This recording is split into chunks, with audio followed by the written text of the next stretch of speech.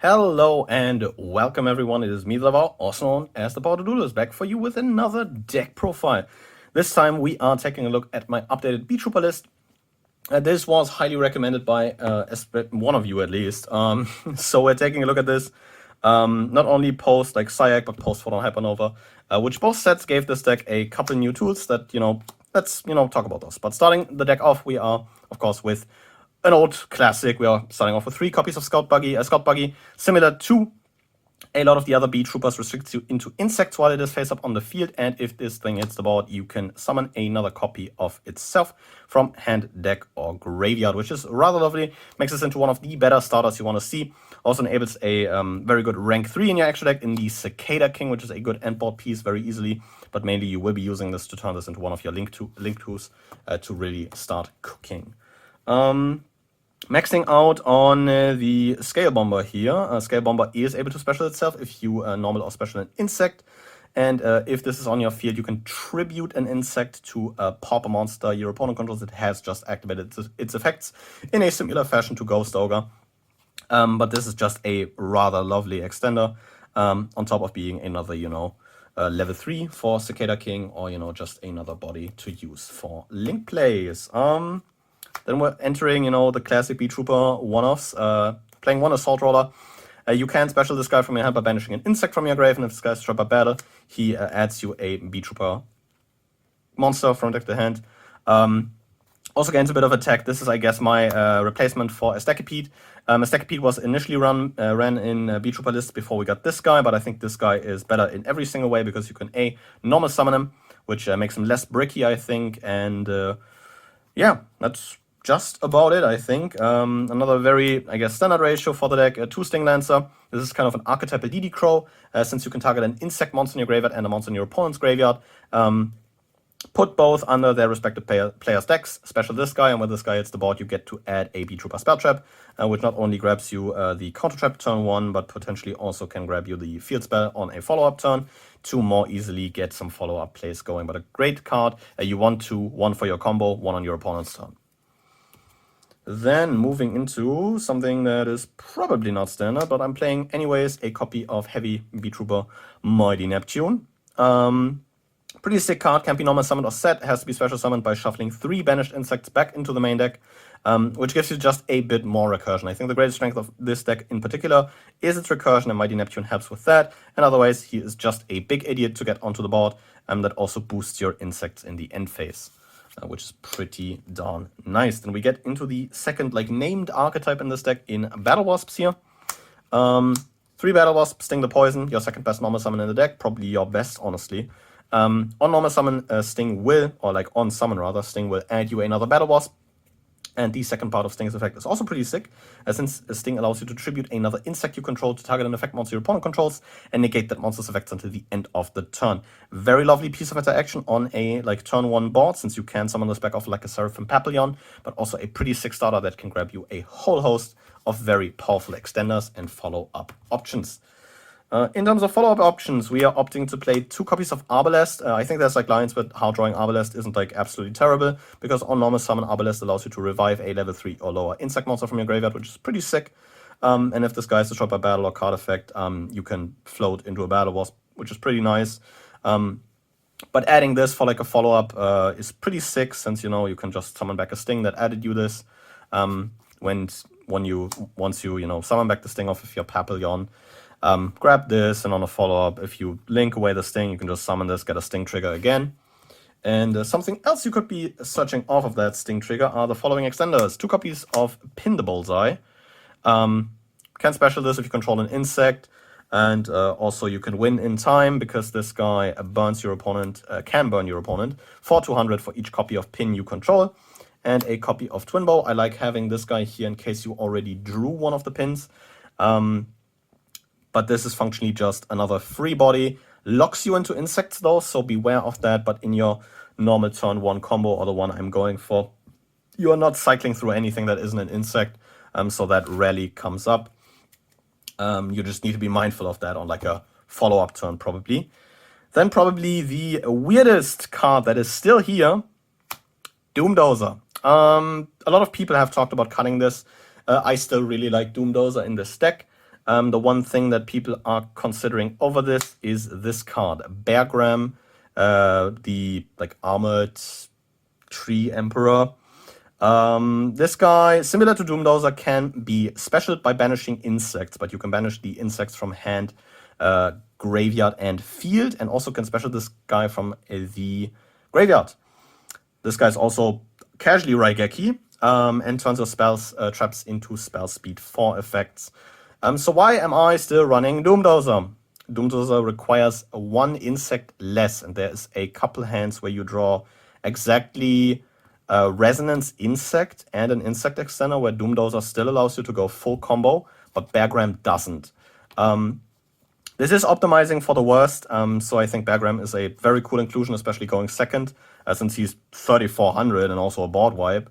But I'm still opting to, you know, go with an old classic, and I do have a fondness for Doomdozer, so I am not letting go of this guy anytime soon. Then we're opting for, you know, a card mentioned before, 3 Resonance Insect. If this hits your graveyard from your field, you can add a level 5 or higher insect, not hard once per turn. And if this is banished, you can dump an insect. Not hard once per turn. Very crazy card, allows you a lot of searching and tutoring through your deck, especially since you can easily equip this guy to one of your monsters in your mainline combo off of the Insector link. So you can add, you know, of course, more bugs to your hand and get plays going. I cut this down, a Retaliating Sea. I found this bricky in a couple of hands where you just found too many normal summons. This is a pseudo hand trap, I guess, because when your opponent activates a spell card that includes the effect to summon a monster, you can just summon this, and while it's on the field, it's a Macrocosmos. You want to, though, get this as fast as possible off the board on your turn again, since you cannot play under Macro. And if this guy is sent to, you know, the graveyard from the field, you can add an Earth Insect with 1500 or less attack from your deck to your hand, which, handily enough, lends you a copy of Resonance Insect, which is pretty lovely. So I'm still on 2 of that, just more copies of Resonance Insect, I guess. Also something on 2 copies of? 2 copies of Goki Pole. If this is sent to the graveyard, you can add a level 4 insect from your deck to your hand. And if it's a vanilla, you can special summon it and then pop a monster your opponent controls with attack greater than or equal to the attack of the vanilla you summoned. The vanilla I'm opting for is Big Insect. There's a couple options here. Big Insect and Killer Needle are the lowest attack option, giving you the widest range of targets to pop. And a, you know, high attack option would be a Shiny Black Sea Squatter, giving you the biggest body to summon in case you are actually punching in with that vanilla. But yeah, I'm opting for small attack for more pops. But I think both options have like their own benefits. In general, I think this deck is like so flexible in its ratios. Just about like anything works, to be honest. If you find an insect that says special summon, you can probably run it. On the topic of an insect that says special summon, I'm playing 2 copies of Dream Cicada. This was a card in the last Battles of Legends set. And if you control an insect attack position monster, you can just special this guy. Also, if this guy hits the board, you can swap the battle position of a monster on field. Probably not too relevant of an effect, but maybe it comes up in a pinch. In general, this is just a free insect body. If you're looking for those, Photon Hypernova had another couple of those in Fairy Ant and the Zexdagger V-Jump card. Fairy Ant is just something you can special if you have an insect or plant in your graveyard. And Zexdagger, similar to Scale Bomber, is something you can summon if an insect hits your board. For hand traps, I'm opting for 2 playsets, a playset of Ash and a playset of Veiler. These could be swapped around into either engine or other hand traps depending on your format, so no comment on those. For the rest of the main deck, we are on a very slim spell lineup. Of course, we are on a copy of Beetrooper Descent. This gives you a Beetrooper token, which is, you know, another good way to extend. And if you control an insect with 3000 or more attack, this also pops a spell trap on the field, which is kind of nice, especially since this deck really doesn't have anything good to attack with back row. But yeah, it's just here as a good extender. And as previously mentioned, the Beetrooper field spell is here for some follow-up, as this allows you to revive a Beetrooper from your graveyard, but you will take damage equal to its attack, and the monster you summon doesn't get to attack that turn. Also, funnily enough, this gets you tokens if one of your insects is destroyed by battle or card effect. So this kind of helps you in you know, maintaining board presence a bit, and also, you know, on follow-up turns if you add it off of a Sting Lancer. In terms of generics, we are playing a Caught by the Grave against Hand Trap, and an instant fusion. More on that later. And closing off the main deck is our counter trap. That is a monster negate if you control a Beetrooper monster, and also if you control a insect with 3000 or more attack. While this is in your graveyard in the end phase, in the end phase of any turn, you can banish an insect and just reset this, which is why you really only need one. Getting into the extra deck, we are starting off with 2 copies of one of my very much favorite boss monsters of all time. We are talking about Invincible Atlas, of course, a 3000 Link 4. That is untargetable by your opponent's card effects and indestructible by your opponent's card effects, while the attack are 3000 and below.